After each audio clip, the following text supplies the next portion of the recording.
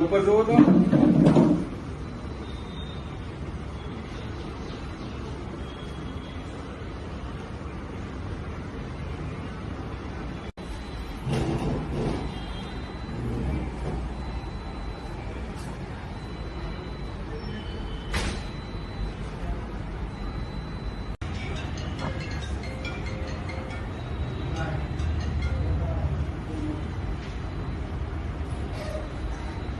આંગળીયા પેઢી ઊભી કરી હતી, જે ડુપ્લિકેટ આંગળીયા પેઢી હતી ને ત્યારબાદ આ વ્યક્તિ દ્વારા ત્યાં 87 લાખ રૂપિયા જમા કરવામાં આવ્યા હતા અને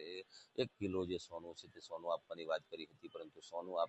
આપવાની વાત કર્યા બાદ સોનું આપ્યું ન હતું ને 87 લાખ રૂપિયા જે છે તે લઈને તમામ લોકો ફરાર થઈ